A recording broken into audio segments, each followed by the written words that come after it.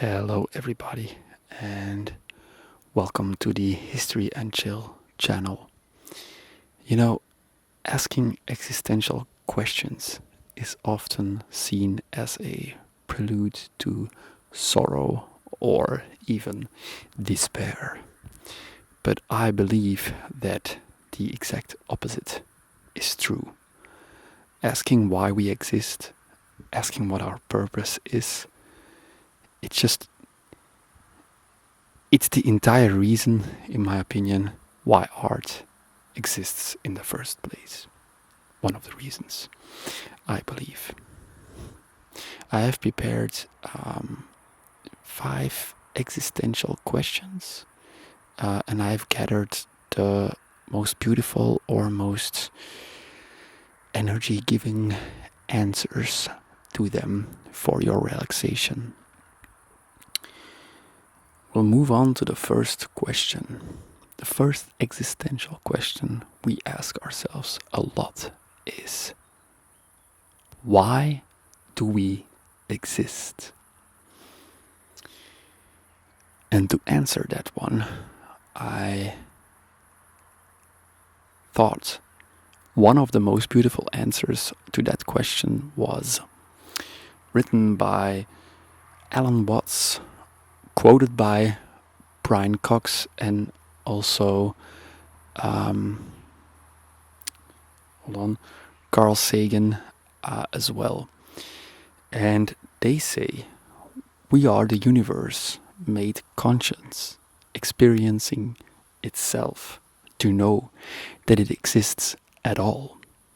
And if you think about it, it's hard to argue. It's hard to find a counter argument to that statement, because if we didn't exist, if you didn't exist, if I didn't exist, the universe would just be, and nobody would be there to observe the universe or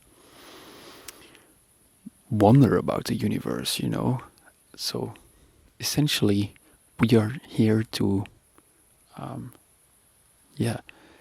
to discover the beauty of the universe, to look at it in wonder, and that itself is really beautiful. And it can open new perspectives if you think about life in that way. So, to summarize, you exist so the universe can observe itself. And we are the spectators of this unique miracle, So that's beautiful, I believe. But to that question, why do we exist? There's also another philosopher, often associated with Stoicism, called Marcus Aurelius. He says, you exist because the universe needs your role. Fulfill it with dignity and be content that you are a thread in the fabric of the cosmos. So basically, he says, you have something to offer to the universe. You mean something to yourself, people around you, animals around you, and the universe asks a specific role from you that you can fulfill, which is also a very interesting answer to the question, why do we exist?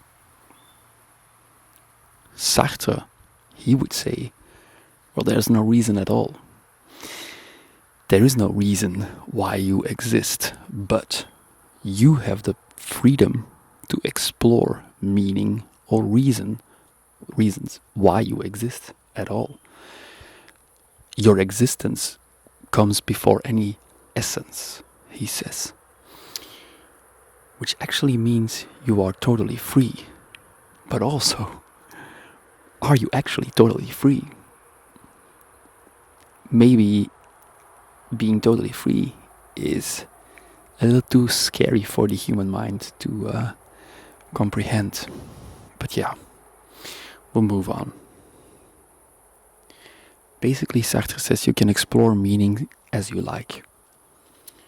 Nietzsche, also a very famous philosopher, of course, he says, you exist to create, not to receive meaning, but to sculpt it yourself.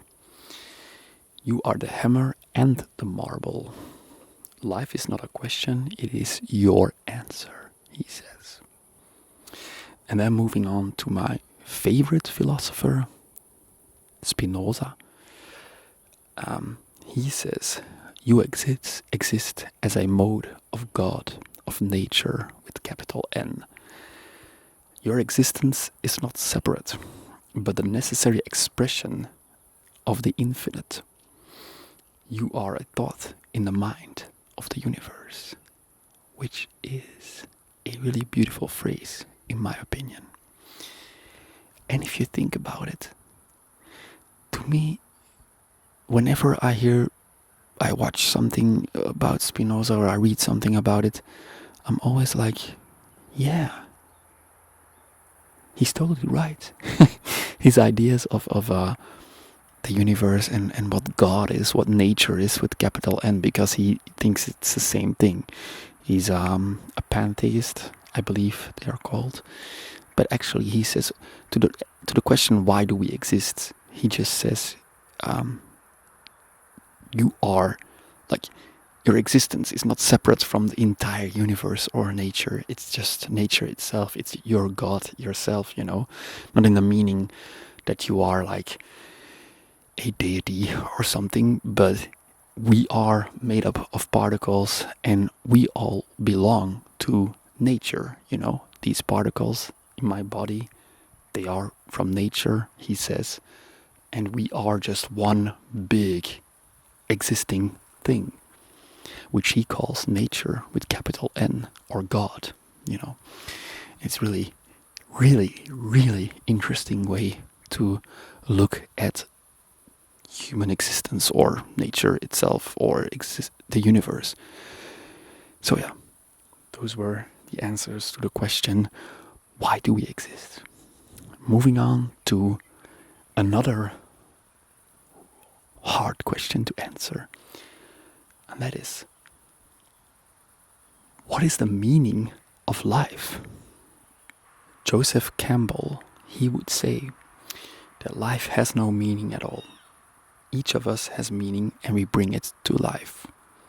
It is a waste to be asking the question when you are the answer yourself. Rather than seeking an external answer, he says, flip the gaze inward. You are the meaning maker. So yeah, and that's also hard to counter-argue, Like, I could ask myself here, what's the meaning of this all? What am I doing? But I'm creating something. For me, it does mean something, but for somebody else, it's completely irrelevant, this video, what I'm doing. But for me, this is interesting. My channel, my YouTube channel, even though it's a small channel, something I create, to me, it has meaning. Maybe for somebody else as well, but you create your own meaning, Sartre, he would say, there is no fixed meaning, kind of like resembles the previous answer. You are condemned to be free, he says.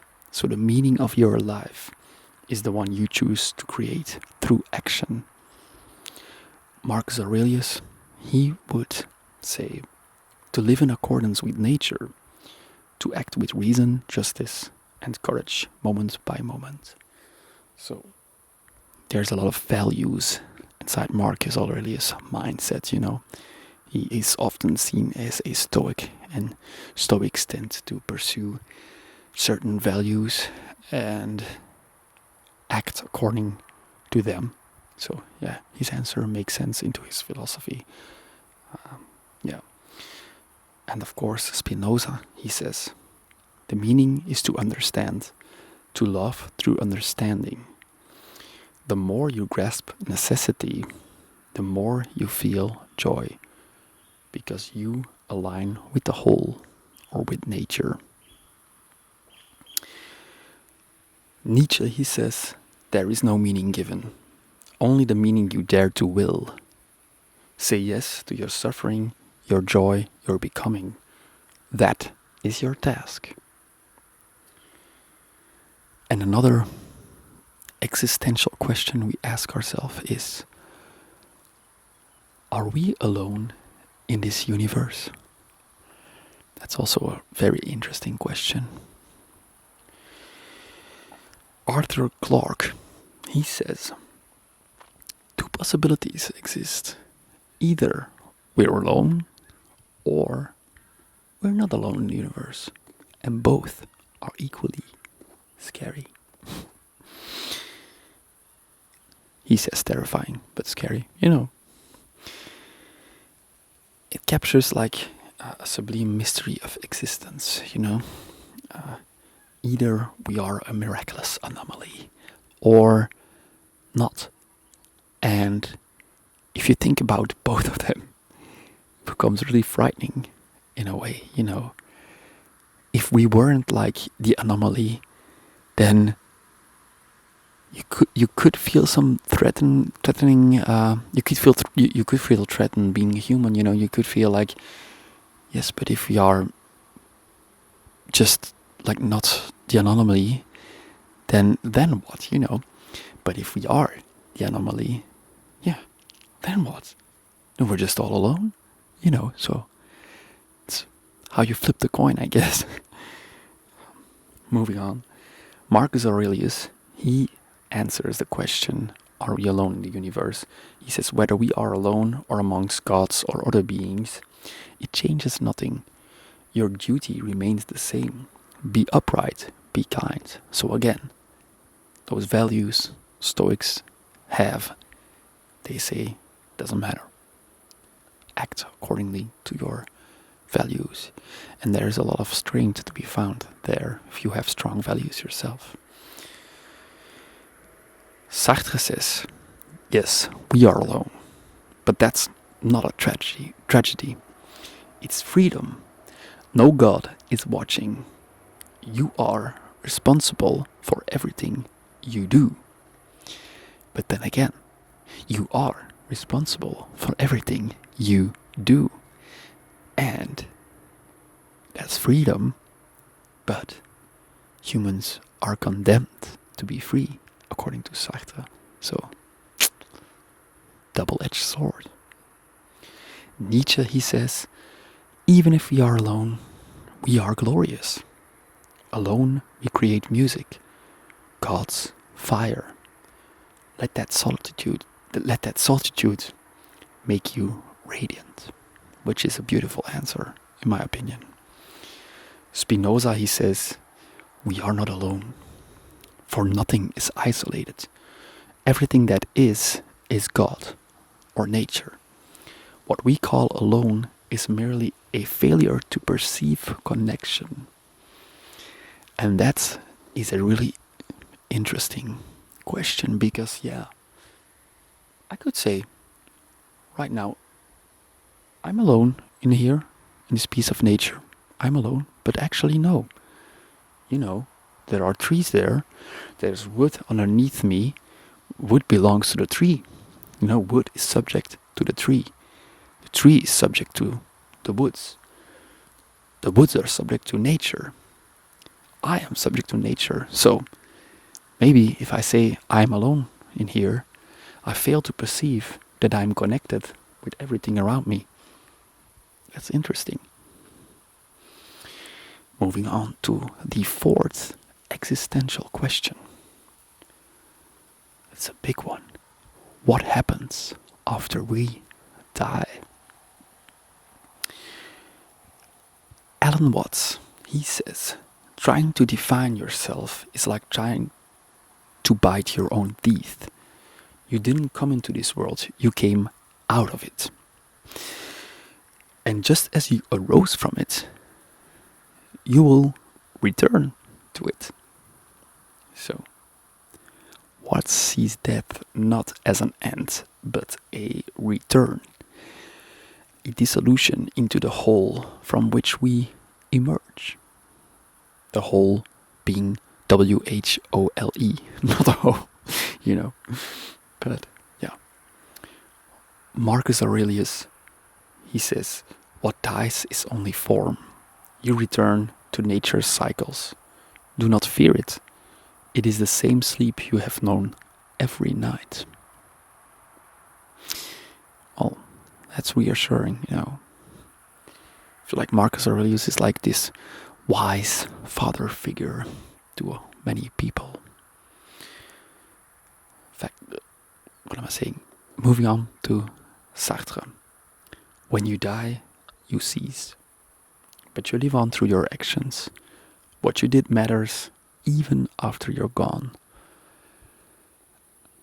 Which is also hard to counter-argue, You could be a nihilist and say, well, it doesn't matter, nothing matters, but when you're gone, you just cease. But that's not really true.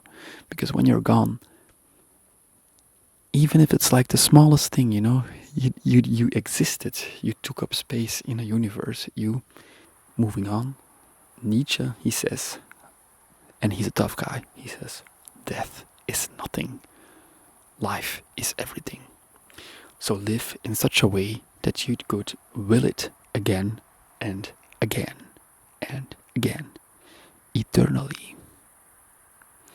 Spinoza, on the other hand, he says the soul is not immortal in the personal sense, but part of the eternal. To the extent you live by reason, you participate in the eternal now. Interesting. Fact number 5, existential question number 5, old habits. Does anything truly matter? We have Richard Feynman, he says, it doesn't matter that it doesn't matter. Nature is beautiful, and I like it. And so, I go on enjoying it. The universe may be indifferent to us, it could be, but we are not, is basically what he says. We find meaning in beauty, in love, and that's the dance itself, he says. Marcus Aurelius, he says, well, yes, your character definitely matters. Your ability to meet each moment with virtue, that is your legacy. Sartre, he says, yes, because you decide what matters. Nothing has value until you choose for it to have value. Fight for it and take responsibility for it. Nietzsche, he says, well, yes, if you say it does. Meaning is not given, it is sung, danced, screamed, whispered. So yeah, what does that say about my ASMR videos? Mattering begins with a yes to life, Nietzsche says. In Spinoza, he says, yes, joy, born of understanding, to act from the clarity of reason, is the highest form of freedom. Thank you for listening to this video. It's something else. I am interested in philosophy. I did not study philosophy. All my philosophy knowledge comes from books, from documentaries, and such, internet, blah blah blah, But I have had some courses in philosophy in college, and I always thought it was so fascinating. To me, philosophy, it's just like, it can open up my mind even if I am like in the darkest of times and I read something that challenges the norm a bit, Like it breaks you free from certain beliefs, To me, if my brain is moving, if my perception is moving, I feel happy, And I just kind of want to share a little bit of happiness with this series of philosophy, So I will be uploading more philosophy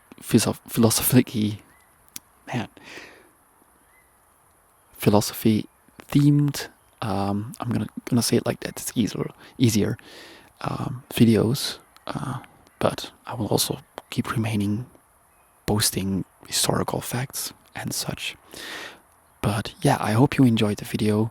Have a lovely evening, and I'm really glad you and I shared this little conversation. Bye bye.